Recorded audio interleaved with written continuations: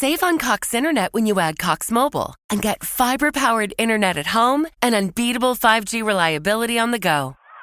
So whether you're playing a game at home, yes, goal, or attending one live, you can do more without spending more. Learn how to save at cox.com/internet. Cox Internet is connected to the premises via coaxial cable. Cox Mobile runs on the network with unbeatable 5G reliability as measured by Ookla LLC in the U.S. 2H 2023. Results may vary, not an endorsement. Other restrictions apply. This episode is brought to you by LifeLock. The new year brings new health goals and wealth goals. Protecting your identity is an important step. LifeLock monitors millions of data points per second. If your identity is stolen, LifeLock's restoration specialist will fix it, guaranteed or your money back. Resolve to make identity health and wealth part of your New Year's goals with LifeLock. Save up to 40% your first year. Visit LifeLock.com/podcast. Terms apply.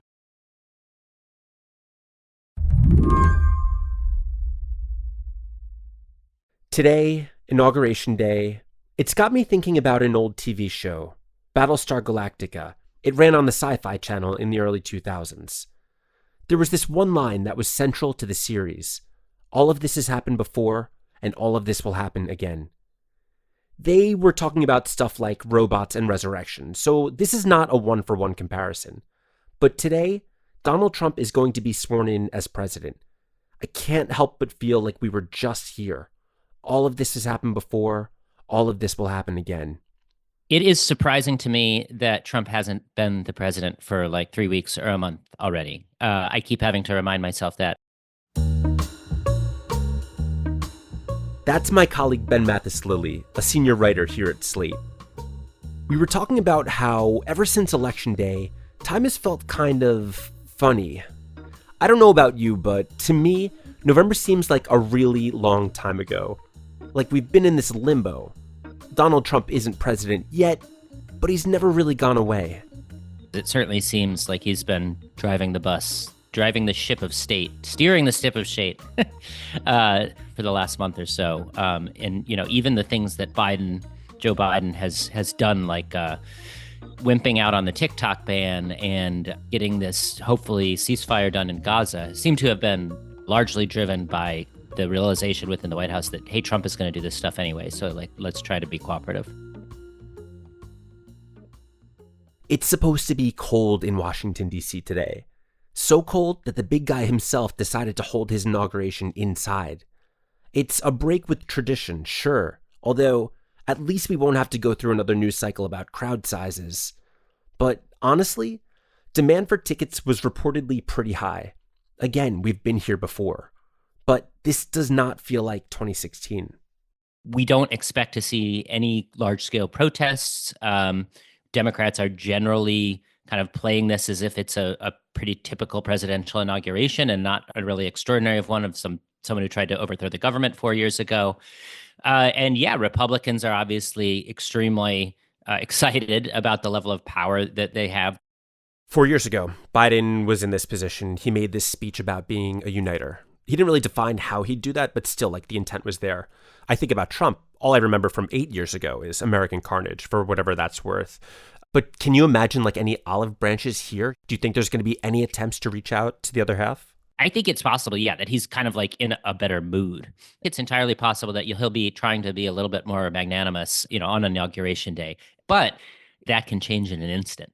So I'm not sure I would take his behavior or tone in the speech, you know, to mean anything more substantive about how he plans to act as president. So yes, I think Inauguration Day will probably go pretty smoothly, and it'll kind of seem like a coronation, and you won't see much overt resistance. Although I would say that there is a great deal that we don't know, and maybe even more so than a quote unquote normal presidency, because while Trump has been very open about his plans, with him there's always kind of a degree of how much does he mean this, and are there people around him who are going to try to stop him from doing this?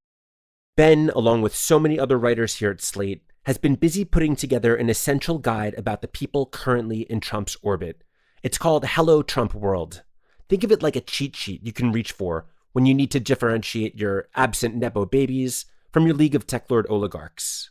So right now, that's Elon Musk, Mark Zuckerberg of Meta, and Jeff Bezos of Amazon, all three who are planning to attend the inauguration together.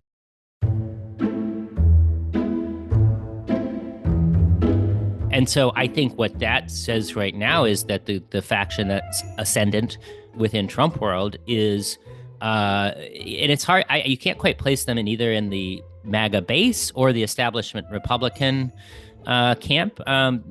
As political analysts, we're used to just having two camps. It's nice, it makes things simple, but I'm not sure that's what's going on here. Today on the show, meet MAGA 2.0 and the new round of fights they're bringing to the White House. I'm Rob Gunther, in for Mary Harris. You're listening to What Next? Stick around.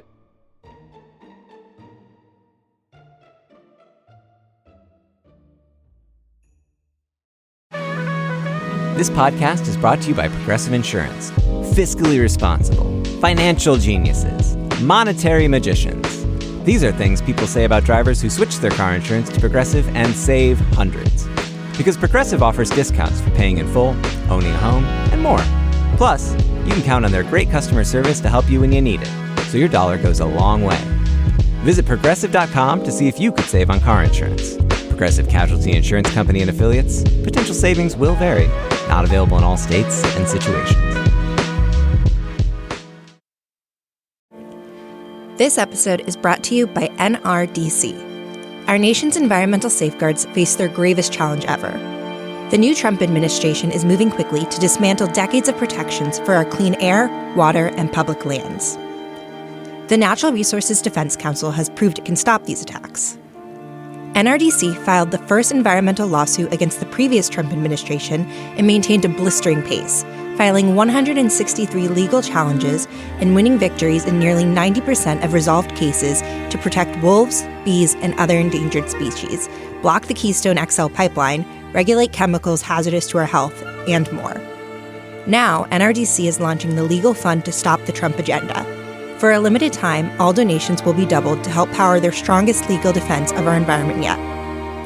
From climate protection to endangered species, what we do now will determine the world our children inherit. Make your match gift at nrdc.org/podcast.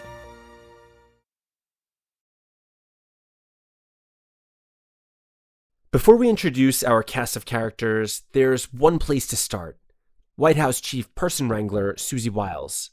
So Susie Wiles is one of these mysteries of Trump 2.0. She is given credit for keeping the Trump campaign basically on task and on message for the entirety of the election cycle, which, as anyone who's followed Trump knows, is a very difficult thing, not just in terms of keeping Trump himself on message, but in preventing these, kind of palace intrigue from boiling over into public feuds. She's someone who comes from Florida. She's run multiple governors' campaigns in Florida. Florida is kind of where like a huge portion of the staffing for the second Trump administration is coming. She probably sees her role as, mediating between these factions and basically keeping anyone from making a run around like the normal process, an end run around the normal process to get to Trump. Yeah, I mean, Mark Meadows was his last chief of staff. Before that, he had Reince Priebus and John Kelly. I would characterize Priebus and Meadows as being maybe the two who had absolutely no control over who entered the Oval Office. Right. But we saw John Kelly really try to clamp down, and that kind of backfired spectacularly. And I'm just wondering what makes Susie Wiles different? That's a question I think a lot of people are asking. And my guess is, first of all, they won the election, And I think that Trump is a results-based guy, right? So I think he says hey, she's never lost the governor election in Florida. We didn't lose this presidential election. All this stuff that she helped me do, like reaching out to right-wing podcasters and Joe Rogan, that worked. So I think that's probably one part of it. My guess is that another part of it is, just kind of an interpersonal grace and kind of having an immense well of patience and tolerance. One thing that my colleague Jim Newell points out in his piece about her is that Susie Wiles, she is the daughter of longtime NFL play-by-play announcer Pat Summerall, who also, this is publicly known, struggled with alcoholism much of his life. So, as Jim points out, this is not necessarily uncommon for someone who grows up in a chaotic situation to end up being someone who can handle chaos. Do we know anything about like her own personal agenda? Does she want anything political out of this office in terms of policy or personnel? And that's, I think, one of the questions that I am really curious to see answered in the first couple weeks here. I think that she has been neutral on personnel. There are people in this administration who come from all over the place. There are people who are, have some connection to the previous Republican establishment, as you might call it. There are people who come from the MAGA hardcore. I would put Stephen Miller in there, Kash Patel, the prospective FBI director. And there are people who come from just completely outside, like Dr. Oz, RFK Jr. Like these are people, especially in RFK Jr.'s case, he was a Democrat until 6 months ago? So you have a real tapestry of backgrounds here. Who is going to get to make those decisions, or who is going to be most influential in making those decisions? And like, to what end, I think is a really interesting question, because like when we talk about Susie Wiles and keeping things orderly in the Trump White House, well, we know that no matter what, the agenda is not going to be what it would be if Nikki Haley were the president or if John McCain were the president. Like, this is not going to be a conventional Republican agenda. I get the sense that they're like these leftovers from MAGA 1.0. And then there's a new group that maybe is like the 2.0. How are they currently coexisting? Tensely. They're coexisting poorly. I don't know. Or maybe the best way to say it is simply that they are not coexisting. Yeah. So we have, he doesn't have a formal role in the administration, but I think Steve Bannon is a kind of a good person to talk about, to just represent the MAGA id. But we don't know exactly what Steve Bannon's role is going to be in this White House, do we? Yeah, I think that Steve Bannon thinks of himself as, kind of the conscience of the Trump administration, which is a strange set of words to use. Steve Bannon and Trump both having been fairly recently convicted of crimes and accused of other serious felonies. So the weird conscience is an unusual one. But yeah, I think that Steve Bannon has, through his platform, set himself up to be the person who kind of gives the check mark or says, like, are they doing what they told us they would do? And us in that situation being the farthest right of the right wing people who support Trump, both, as voters and both within politics. And I think that's maybe a key point to make. Bannon doesn't have an office in the White House, but he has a radio show that every right-wing figure comes through. And I think he's kind of going to be holding up, the list of promises that Trump made and saying, like, are you following through on these? And I think there are other people around Trump who are probably trying to get him not to do that. To me, like, Steve Bannon seems to show through his history during the first administration, during his time when Trump was out of office, he shows where the potential cracks could be emerging between old MAGA and new MAGA. I mean, what are those points of friction that you might be identifying? Let's take Elon Musk as like a representative of new MAGA, right? Like, I think that's a fair thing to say. He spent the most money. He's the most vocal supporter from Trump, in this group of right trending tech overlords and podcasters. So like Elon kind of is like, has his finger on the pulse there. I think there are a few things that Elon doesn't want to do. One is shut down the H-1B visa program. And this sounds like a kind of like, it's a kind of a funny, like wonky thing to be talking about, especially in regards to Trump, who's not usually a details guy. But like, this is an important detail for these people, because what the H-1B visa program does is allows companies to bring in foreign workers who have a specific technical skill. Company says to the government, hey, we need a person who can do this kind of programming. And there's a person in India who can do that, and we want to give them a visa. There's a lot of people on H-1B visas in Silicon Valley. Some huge portion of the United States economy and stock market right now is tied up in a few companies in Silicon Valley who use these workers. So like, it might kind of seem like this issue is like, why are we getting stuck on this? But like, this is a huge thing for Elon, for Zuckerberg, for Jeff Bezos probably too. They want to keep doing this. But Steve Bannon says like, no. This was very explicitly what we've been talking about for the last 10 years is we want American citizens to be in high positions at American companies. So like, that is a huge point of contention, and I think very important to like tell us which direction this kind of nativism is going to go and how far this nativism is going to extend.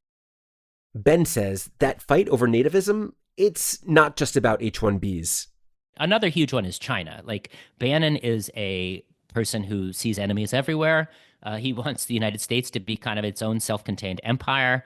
Elon has, I think they call it the Gigafactory, Tesla factory in China. Elon sells Teslas in China. Obviously, a lot of big tech companies want to have access to the Chinese market. So what they want is good relations with China. And so it's hard to see where the compromise even is on this. All of this seemed to come to a head earlier this month when Bannon called Musk, quote, a truly evil person with the, quote, maturity of a child, and threatened to, quote, rip his face off and get Elon Musk kicked out by Inauguration Day. He even went a step further, accusing Musk of racism and saying he should go back to South Africa. He's playing that card, you know. He kind of feels emboldened, I think, by the demographics of Trump's coalition in this election to play this card of like, hey, South Africans are racist, you know, and look what we're doing now. This is supposed to be a multiracial coalition now. Like, do we want a guy who grew up under apartheid? He is, you know, I think very opportunistically and hypocritically using that to try to wedge Elon out of power, you know, which yes, on the merits, like, I don't think Steve Bannon has any ground to stand on as far as like talking about who's racist and who's not. Like Breitbart used to have a section called Black Crime. I don't think it's, you know, it's sincere on some level, but the fact that he is out there saying this in the press goes to show how serious this is. This isn't like, okay, some guys got a little mad at each other in a meeting, you know, like it's open warfare. We know Elon Musk is going to be on stage today with Donald Trump. Do you think Steve Bannon's going to be there too? Oh, gosh, that's a good question. He's going to be around. He's going to be lurking. Like Steve Bannon is like an A1 category lurker, you know? Like, I think that's what his biggest strength is, right? Like, he was fired after Charlottesville. Trump has denounced him, you know, calls him Sloppy Steve, makes fun of him for wearing two shirts at the same time. And here he is now, like with like a major role from the, you know, albeit from the outside in the second administration. And there was no point at which it was like a formal, you know, rapprochement between these people. He just kind of weaseled his way back in. After the break, will the war between old and new MAGA be a problem for Trump's agenda?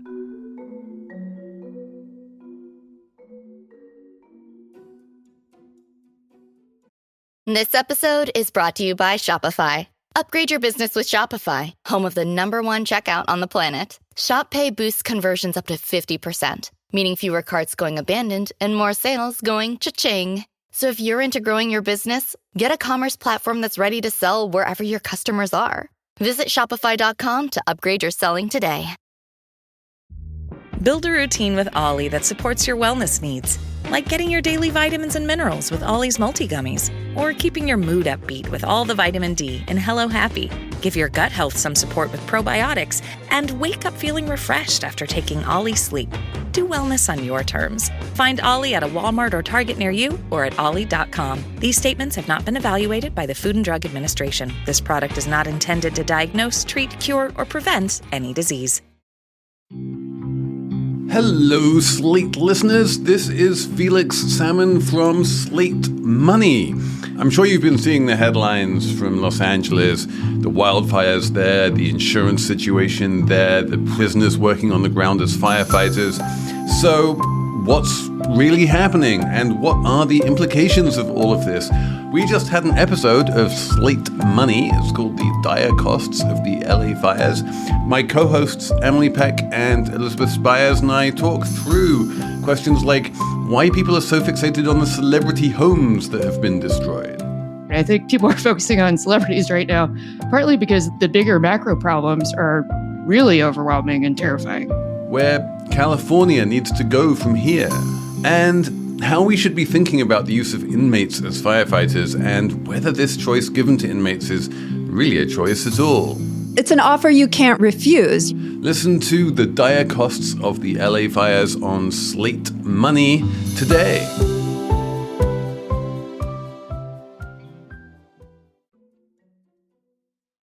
All right, here's what I see coming down the pike, right? Donald Trump has said there's a ton he wants to get done, and he wants to get it done fast. He wants his money for the border. He wants to extend his 2017 tax cuts. But there's not a lot of wiggle room in Congress to just jam this stuff through, right? Right. I think this is one area where, the MAGA base is going to probably be disappointed. Like, there is just so much that they want to do. And we haven't even talked about tariffs, which is like, it could possibly be the biggest story in the world for the next 10 years. So like, there's a lot of stuff they're trying to do, even relative to what a normal incoming administration is trying to do. And in every other administration, like, there's always a period of disappointment when someone's supporters realize, like, Obama's supporters realize, like, oh, we're not getting a public option, we're not getting universal health coverage, magnify that by like 5 or 10 times for the scope of what Trump is trying to achieve. And I think that's what you might see happening once they start trying to actually get this stuff through Congress with their tiny majorities. Yeah, I mean, during Trump's first term, the notable piece of big legislation he passed were the tax cuts. And if we take that as an example of what's going to happen now, I mean, you have Steve Bannon saying, like, we need to be taxing billionaires. And then it looks like the GOP is going to be doing the opposite. So, right, on every one of these issues, there is like a place where like the rubber hits the road in a real way, whether it's on the practical side of it or whether it's on the ideological side of it. I think after the kind of even more accelerated populism of the campaign, like J.D. Vance was supposed to be the vice president because it was a new era of MAGA populism, including on economics. Like, yeah, it would really take the air out, I think, for the only thing they're able to get done is like extending tax cuts for people earning, millions and billions of dollars. Let's say Bannon and Vance, I don't know, Vance has been pretty quiet, but let's say Bannon and Vance hypothetically come out and they are vocal about taxing billionaires. I mean, what are people like Elon Musk going to say about that? I think that they will say, don't do that. Yeah.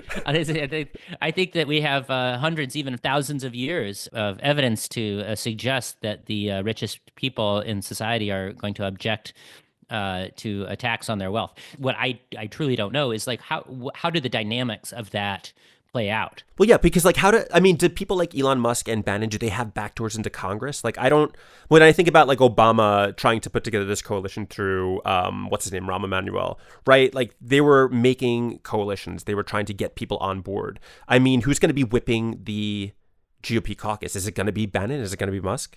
Yeah, I think that's interesting. I think it's all going to take place in public, right? I mean, we already saw this with one of the budget bills that the previous Congress and previous presidential administration were trying to get passed. Elon Musk just tweeted, like, I don't like this. And so all these people in Congress were just like, oh, I guess we can't support it anymore. And like, it wasn't any more complicated than that. There wasn't anything going on behind the scenes. They just like looked at their phones like everyone else and said, I guess I'm not voting for this, So it is a completely unprecedented situation. And again, as we've been talking about, Steve Bannon also operates from kind of outside. He just uses the bully pulpit of his show and of his social media accounts. So yeah, I think a politics site in Florida said these battles are going to be taking place online and in Florida. And I think that's actually true. This stuff is not going to get negotiated in hearing rooms or in committee meetings so much as it is going to take place through battles between these factions of online right-wing media personalities. And the reason he said Florida is because so many of them have moved to Florida. Is it too simple to say this is just like Bannon versus Musk, old MAGA versus new MAGA? Are there other dynamics at play? I think where you'll be seeing is people in Congress know one thing, and they do one thing very well, which is to slow things down and stop things from happening. And I think that you will see that faction, whether it is in the Senate, especially with John Thune, who's going to be the majority leader now. John Thune has probably 2026 in mind. He's the successor to Mitch McConnell, who is always thinking about the next midterm election and the vulnerable Republicans in the next election. So I think that, the Senate will have its say, as it always does. And so I think you're going to see that that kind of contingent of Republicans who maybe don't fit into any of the MAGA camps, and as senators have their own base of power to a degree that maybe the people in the House don't. I think kind of the Republicans in the House generally have to vote however Trump tells them to on Truth Social, but the Republicans in the Senate don't have to do that as much. So I think you'll see that kind of coming back into play. And I think another one is just the Supreme Court. Like, I think Trump wants to do things that challenge the kind of accepted constitutional processes. And I think that you are going to see the Supreme Court put in positions that it doesn't probably want to be in. I think that he has a very friendly ear in the judiciary, but there are limits to how far they will go as well. And I think that he's going to be told no, and how he reacts to that will be, potentially very disruptive to the United States way of life. Hopefully not, but I think that's where you're going to see some friction as well. Ben, we started this conversation on vibes. I kind of want to bring it back there as we wrap up. On the one hand, us as journalists, people, and for people who follow the news, there's a ton of value, especially in this guide that you and our fellow Slatesters have put out, in really knowing the players here, right? Who's doing what behind the scenes.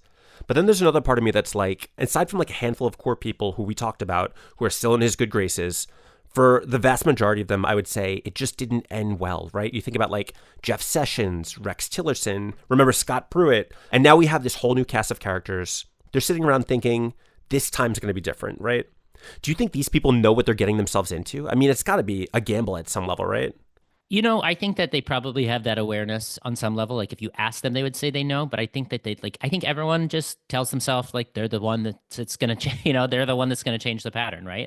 I thought about this a lot as regards JD Vance. I mean, think about the idea of taking a position as Trump's vice president after the last one almost got murdered on TV.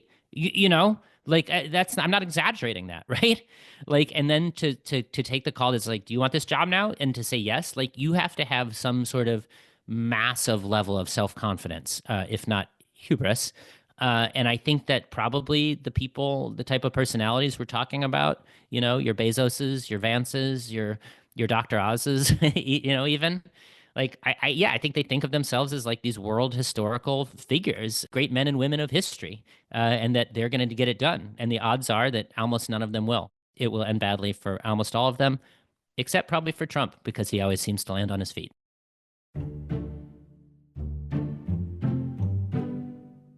Ben Mathis-Lilly, thank you so much for your time. I really appreciate it. Thank you for having me, guys. Ben Mathis-Lilly is a senior writer here at Slate. His work and the work of more than 20 Slate writers and freelancers can be found in the Inauguration Day package, Hello Trumpworld. You can check it out at slate.com/Hello Trumpworld. And that's the show. What Next is produced by Paige Osburn, Elena Schwartz, Adam Phillips, and Madeline Ducharme.